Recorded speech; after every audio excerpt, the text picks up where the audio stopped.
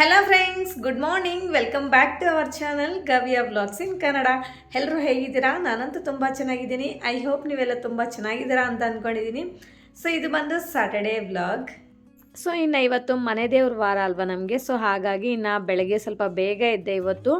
ಅಂದರೆ ಒಂದು 5:45 ಹಂಗೆ ಎದ್ದಿದ್ದೀನಿ. ಎದ್ಬಿಟ್ಟು ಇನ್ನು ಮನೇಲೆಲ್ಲ ಕ್ಲೀನ್ ಮಾಡಿಕೊಂಡು ಆಮೇಲೆ ಇಲ್ಲಿ ಫಸ್ಟ್ ನಾನು ರಂಗೋಲಿನ ಹಾಕ್ತಾ ಇದ್ದೀನಿ. ಆ್ಯಕ್ಚುಲಿ ರಂಗೋಲಿ ಹಾಕೋದ್ರಲ್ಲಿ ನಾನಂತೂ ಎಕ್ಸ್ಪರ್ಟ್ ಅಲ್ಲ, ನನಗೆ ಸ್ವಲ್ಪ ಗೊತ್ತು. ಅಂದರೆ ಸಿಂಪಲ್ ಡಿಸೈನ್ಸ್ ಅಷ್ಟೇ ಗೊತ್ತು.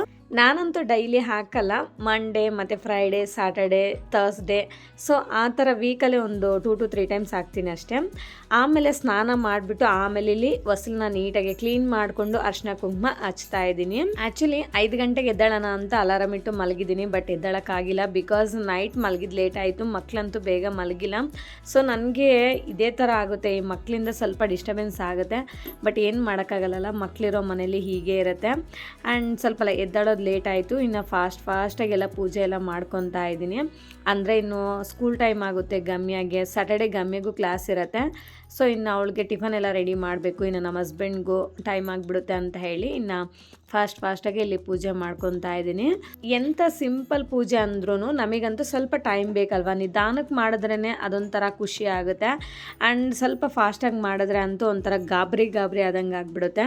ಸೊ ಅದಕ್ಕೆ ಬೆಳಗ್ಗೆ ಬೇಗ ಎದ್ದು ಮಾಡೋಕ್ಕಾಗಲ್ಲ ಅಂತ ಹೇಳಿ ನಾನು ಮ್ಯಾಕ್ಸಿಮಮ್ ಈವ್ನಿಂಗ್ಗೆ ಪೂಜೆ ಮಾಡ್ತೀನಿ. ಇಲ್ಲ ಅಂತಂದರೆ ಒಂದೊಂದು ಸತಿ ಒಂದು 10 ಗಂಟೆ ಒಳಗೆ ಪೂಜೆ ಮುಗಿಸ್ಕೊತೀನಿ. ಅಂದರೆ ಬೇಗ ಎದ್ದು ಎಲ್ಲ ಕ್ಲೀನ್ ಮಾಡಿಬಿಟ್ಟು ಆಮೇಲೆ ತಿಂಡಿ ಮಾಡಿ ಮಕ್ಕಳನ್ನ ಸ್ಕೂಲಿಗೆ ಕಳಿಸ್ಬಿಟ್ಟು ಆಮೇಲೆ ಮನೆಯಲ್ಲಿ ಪೂಜೆ ನಿಧಾನಕ್ಕೆ ಮಾಡ್ಕೊತೀನಿ. ಸೊ ಒಂದೊಂದು ಸತಿ ಆ ಥರ ಮಾಡ್ಕೊತೀನಿ, ಒಂದೊಂದು ಸತಿ ಈವ್ನಿಂಗ್ ಮಾಡ್ಕೊತೀನಿ. ಸೊ ನನಗೆ ಹೇಗೆ ಕಂಫರ್ಟಬಲ್ ಅನಿಸುತ್ತೋ ಆ ಥರ ಮಾಡ್ಕೊತೀನಿ. ಆ್ಯಕ್ಚುಲಿ ಬೆಳಗ್ಗೆ ಎದ್ದು ಪೂಜೆ ಮಾಡೋದ್ರಿಂದ ರಿಯಲಿ ನಮಗೆ ಫುಲ್ ಡೇ ಪಾಸಿಟಿವ್ ವೈಬ್ಸ್ ಇರುತ್ತೆ. ಸೊ ಅದು ನನಗೆ ಡಿಫ್ರೆನ್ಸ್ ಗೊತ್ತಾಗಿದೆ ಆ್ಯಕ್ಚುಲಿ. ಬಟ್ ಒಂದೊಂದು ಸರ್ತಿ ನಮಗೆ ಕೆಲಸಗಳಿಂದ ಆಗಿಲ್ಲ ಅಂತಂದರೆ ಏನು ಮಾಡೋಕ್ಕಾಗಲ್ವಲ್ಲ, ಸಾಯಂಕಾಲನೇ ಮಾಡಬೇಕು. ಇನ್ನು ಎಷ್ಟು ಫಾಸ್ಟಾಗಿ ಮಾಡಿಕೊಂಡ್ರು ಕೂಡ ನನಗಂತೂ ಇಲ್ಲಿ ಟೈಮ್ 8:15 ಆಗೇ ಹೋಯಿತು. ಅಂದರೆ 5:45 ಎದ್ದು ಸ್ಟಾರ್ಟ್ ಮಾಡಿದ್ದೀನಿ. ಇನ್ನು ಕ್ಲೀನಿಂಗು, ಸ್ನಾನ, ಪೂಜೆ ಎಲ್ಲ ಮಾಡೋಷ್ಟರಲ್ಲೇ 8:15 ಆಗೇ ಹೋಯಿತು. ಇನ್ನು ಇವಾಗ ಫಾಸ್ಟಾಗೆ ಇನ್ನು ಬ್ರೇಕ್ಫಾಸ್ಟ್ನ ಪ್ರಿಪೇರ್ ಮಾಡಬೇಕು. ಇಲ್ಲ ಅಂತಂದರೆ ಗಮ್ಯಗೆ ಟೈಮ್ ಆಗಿಬಿಡುತ್ತೆ. ಸೊ ಬ್ರೇಕ್ಫಾಸ್ಟ್ಗೆ ಇವತ್ತು ಏನು ಮಾಡೋದು ಅಂತ ಯೋಚನೆ ಮಾಡ್ತಿದ್ದೀನಿ. ಸೊ 4 ಬದನೆಕಾಯಿ ಇತ್ತು. ಸೊ ಬದನೆಕಾಯಿ ಕರ್ರಿ ಮತ್ತು ಒಂದು ನಮ್ಮ ಆಂಧ್ರ ಸ್ಟೈಲಲ್ಲಿ ಬಗಾರ ರೈಸ್ ಅಂತ ಮಾಡ್ತೀವಿ. ಸೊ ಅದನ್ನು ಮಾಡೋಣ ಅಂತ ಅಂದ್ಕೊಂಡಿದ್ದೀನಿ. ತುಂಬ ಚೆನ್ನಾಗಿರುತ್ತೆ ಟೇಸ್ಟು. ಸೊ ಬನ್ನಿ ರೆಸಿಪಿ ನೋಡೋಣ. ಸ್ವಲ್ಪ ಶುಂಠಿ, ಬೆಳ್ಳುಳ್ಳಿ, ಹಾಗೆ 2 ಟೇಬಲ್ ಸ್ಪೂನಷ್ಟು ಒಣಕೊಬ್ಬರಿ ತುರಿ, 1 ಟೇಬಲ್ ಸ್ಪೂನಷ್ಟು ಬಿಳಿ ಎಳ್ಳು, ಹಾಗೆ ಒಂದು 4-5 ಗೋಡಂಬಿನ ತೊಗೊಂಡು ಮಿಕ್ಸಿ ಜಾರ್ಗೆ ಹಾಕ್ಕೋಬೇಕು. ಆಮೇಲೆ ದೊಡ್ಡ ಸೈಜಲ್ಲಿರೋ 1 ಟೊಮೊಟೊನ ತೊಗೊಂಡು ಚಿಕ್ಕದಾಗಿ ಕಟ್ ಮಾಡ್ಕೊಂಡು ಹಾಕ್ಕೊಂಡಿದ್ದೀನಿ. ಹಾಗೆ ಸ್ವಲ್ಪ ಕೊತ್ತಂಬರಿ ಆ್ಯಂಡ್ 1 ಟೀ ಸ್ಪೂನಷ್ಟು ಧನಿಯಾ ಪೌಡರ್ನ ಹಾಕ್ಕೊಂಡು ಫೈನಾಗಿ ಗ್ರೈಂಡ್ ಮಾಡಿಕೊಂಡು ಸೈಡಿಗೆ ಎತ್ತಿಟ್ಕೊಳ್ಳೋಣ. ಇವಾಗ ಸ್ಟವ್ ಮೇಲೆ ಪ್ರೆಷರ್ ಕುಕ್ಕರ್ ಇಟ್ಕೊಂಡು ಇದಕ್ಕೆ ಸ್ವಲ್ಪ ಎಣ್ಣೆ ಹಾಕ್ಕೊಂಡಿದ್ದೀನಿ. ಎಣ್ಣೆ ಬಿಸಿ ಆದಮೇಲೆ ಇಲ್ಲಿ ನಾನು 1 ಆನಿಯನ್ನ ಉದ್ದುದಕ್ಕೆ ಕಟ್ ಮಾಡ್ಕೊಂಡು ಹಾಕ್ಕೊಂಡಿದ್ದೀನಿ. ಹಾಗೆ ಸ್ವಲ್ಪ ಕರಿಬೇವು, 1-2 ಒಣಮೆಣಸಿನ್ಕಾಯಿನ ಹಾಕ್ಕೊಂಡು ಇದನ್ನು ಚೆನ್ನಾಗಿ ಫ್ರೈ ಮಾಡ್ಕೊಳ್ಳೋಣ. ಆನಿಯನ್ಸ್ ಎಲ್ಲ ಚೆನ್ನಾಗಿ ಫ್ರೈ ಆದಮೇಲೆ ಇಲ್ಲಿ ನಾನು ಒಂದು 4 ಬದನೆಕಾಯಿ ಇತ್ತು ಮನೇಲಿ, ಅದನ್ನೇ ಈ ಥರ ಕಟ್ ಮಾಡ್ಕೊಂಡು ಹಾಕ್ಕೊತೀನಿ. ಸೊ ನಾವು ಎಣ್ಗಾಯಿಗೆ ಮಾಡ್ಕೊತೀವಲ್ಲ, ಸೊ ಅದೇ ಥರನೇ ಕಟ್ ಮಾಡ್ಕೊಂಡಿದ್ದೀನಿ. ಹಾಗೆ ರುಚಿಗೆ ತಕ್ಕಷ್ಟು ಕಲ್ಲುಪ್ಪು, ಒಂದು ಸ್ವಲ್ಪ ಅರಿಶಿನ ಹಾಕ್ಕೊಂಡು ಜಸ್ಟ್ 1 ಮಿನಿಟ್ ಹಾಗೆ ಫ್ರೈ ಮಾಡ್ಕೊಳ್ಳೋಣ. 1 ಮಿನಿಟ್ ಫ್ರೈ ಮಾಡ್ಕೊಂಡಾದಮೇಲೆ ಇಲ್ಲಿ ನಾವು ಗ್ರೈಂಡ್ ಮಾಡಿಟ್ಟಿರೋ ಮಸಾಲ ಪೇಸ್ಟ್ನ ಇದರಲ್ಲಿ ಹಾಕ್ಕೋಬೇಕು. ಹಾಗೆ ನಮ್ಮ ಖಾರಕ್ಕೆ ತಕ್ಕಷ್ಟು ಅಚ್ಕಾರದ ಪುಡಿನ ಹಾಕ್ಕೋಬೇಕು. ನಾನಿಲ್ಲಿ 1 ಟೀ ಸ್ಪೂನಷ್ಟು ಅಚ್ಕಾರದ ಪುಡಿನ ಹಾಕ್ಕೊಂಡು ಇವಾಗ ಒಂದು 2 to 3 ಮಿನಿಟ್ಸ್ ಚೆನ್ನಾಗಿ ಫ್ರೈ ಮಾಡ್ಕೋಬೇಕು. ಆಮೇಲೆ 1 ಗ್ಲಾಸ್ ಅಷ್ಟು ನೀರನ್ನ ಮಿಕ್ಸಿ ಜಾರಲ್ಲಿ ಹಾಕ್ಕೊಂಡು ಇದರಲ್ಲಿ ಹಾಕ್ಕೊತಾ ಇದ್ದೀನಿ. ಇವಾಗ ಒಂದ್ಸಲ ಚೆನ್ನಾಗಿ ಮಿಕ್ಸ್ ಮಾಡಿಕೊಂಡು ಉಪ್ಪು ಖಾರ ಎಲ್ಲ ಚೆಕ್ ಮಾಡಿಕೊಂಡು ಲಿಡ್ನ ಕ್ಲೋಸ್ ಮಾಡಿ ವಿಷಲ್ ಇಟ್ಟು ಮೀಡಿಯಂ ಫ್ಲೇಮಲ್ಲಿ 2 ವಿಷಲ್ ಕೂಗಿಸ್ಕೊಂಡ್ರೆ ನಮಗೆ ಬದನೆಕಾಯಿ ಕರ್ರಿ ಅಂತೂ ರೆಡಿ ಆಗುತ್ತೆ. ಸೊ ಇವಾಗ ಇನ್ನೊಂದು ಕಡೆ ನಾನು ಬಗಾರ ರೈಸ್ನ ಪ್ರಿಪೇರ್ ಮಾಡ್ತೀನಿ. ಸ್ಟವ್ ಮೇಲೆ ಪ್ರೆಷರ್ ಕುಕ್ಕರ್ ಇಟ್ಕೊಂಡು ಸ್ವಲ್ಪ ಎಣ್ಣೆ ಹಾಕಿದ್ದೀನಿ. ಎಣ್ಣೆ ಬಿಸಿ ಆದಮೇಲೆ ಇಲ್ಲಿ ಸ್ವಲ್ಪ ಸ್ಪೈಸಸ್ ಹಾಕ್ಕೊತಾ ಇದ್ದೀನಿ. ಜೀರಿಗೆ, ಚಕ್ಕೆ, ಲವಂಗ, ಹಾಗೆ 1-2 ಏಲಕ್ಕಿ, 1 ಪಲಾವ್ ಎಲೆನ ಹಾಕ್ಕೊಂಡು ಫ್ರೈ ಮಾಡ್ಕೊಳ್ಳೋಣ. ಆಮೇಲೆ ಇಲ್ಲಿ ನಾನು ಸ್ವಲ್ಪ ಕರಿಬೇವು, ಹಾಗೆ ಒಂದು 4-5 ಹಸಿಮೆಣಸಿನ್ಕಾಯಿನ ಉದ್ದುದಕ್ಕೆ ಕಟ್ ಮಾಡ್ಕೊಂಡು ಹಾಕ್ಕೊಂಡಿದ್ದೀನಿ. ಹಾಗೆ 1 ಆನಿಯನ್ನ ಉದ್ದುದಕ್ಕೆ ಕಟ್ ಮಾಡ್ಕೊಂಡು ಹಾಕ್ಕೊಂಡಿದ್ದೀನಿ. ಆನಿಯನ್ಸ್ ಫ್ರೈ ಆದಮೇಲೆ ಇಲ್ಲಿ ನಾನು ಒಂದು ಟೊಮೊಟೊನ ಹಾಕ್ಕೊಂಡು ಚೆನ್ನಾಗಿ ಫ್ರೈ ಮಾಡ್ಕೊಳ್ಳಿ. ಹಾಗೆ ಸ್ವಲ್ಪ ಪುದೀನ, ಸ್ವಲ್ಪ ಕೊತ್ತಂಬರಿನ ಹಾಕ್ಕೊಂಡು ಚೆನ್ನಾಗಿ ಫ್ರೈ ಮಾಡಿ ಆಮೇಲೆ ಸ್ವಲ್ಪ ಸಾಲ್ಟನ್ನು ಹಾಕ್ಕೊಂಡು ಒಂದ್ಸಲ ಫ್ರೈ ಮಾಡ್ಕೊಳ್ಳಿ.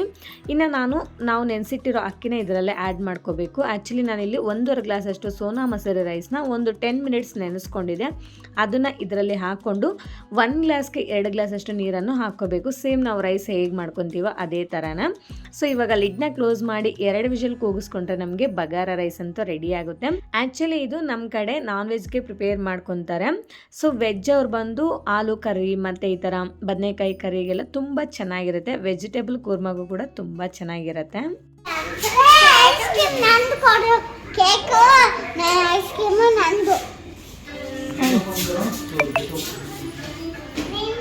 ಗಮ್ಯ ನೀಟಾಗಿ ಕುತ್ಕೋ, ಬಾಯ್. ನಮ್ಮನೇಲಂತೂ ಇವತ್ತು ಹೊಟ್ಟೆ ತುಂಬ ಊಟ ಮಾಡಿ ಹೋದರು ನಮ್ಮ ಹಸ್ಬೆಂಡು ಮತ್ತು ನಮ್ಮ ಮಕ್ಕಳೆಲ್ಲರೂ. ಅಂದರೆ ಅಷ್ಟು ಇಷ್ಟ ಆಯಿತು ಅವ್ರಿಗೆ ಆ್ಯಕ್ಚುಲಿ ಇದು ಕಾಂಬಿನೇಷನು. ಸೊ ನೀವು ಒಮ್ಮೆ ಟ್ರೈ ಮಾಡಿ, ಡೆಫಿನೆಟಾಗಿ ನಿಮಗೂ ಕೂಡ ಇಷ್ಟ ಆಗುತ್ತೆ. ಇನ್ನು ಗಮ್ಯ ಸ್ಕೂಲಿಂದ ಬಂದಳು. ಇವಾಗ ಅಲ್ಲೇ ಬಸ್ ಸ್ಟಾಪಿಂದ ಇನ್ನು ಮ್ಯಾಕ್ಸ್ಗೆ ಹೋಗ್ತಾ ಇದ್ದೀನಿ. ಸೊ ಆ್ಯಕ್ಚುಲಿ ಮ್ಯಾಕ್ಸಲ್ಲಿ ಸ್ವಲ್ಪ ಲೆಗ್ಗಿನ್ಸ್ ಬೇಕಾಗಿತ್ತು, ಅದಕ್ಕೆ ಬಂದಿದ್ದೀನಿ ಇಲ್ಲಿಗೆ.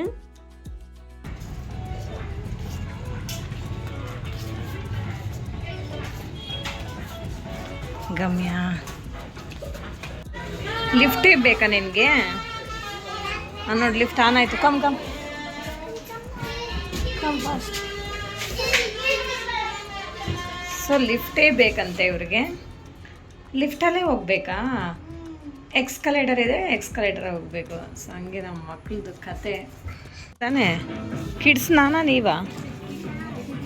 ಇದೆಲ್ಲ ಕಿಡ್ಸ್ ಸೆಕ್ಷನ್ ಫುಲ್ ಎಲ್ಲ.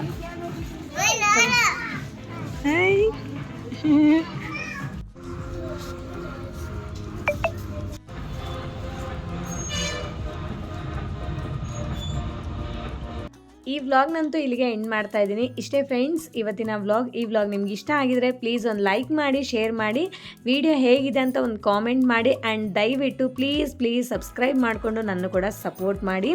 Thank you for watching. See you in the next vlog. Okay, bye, take care.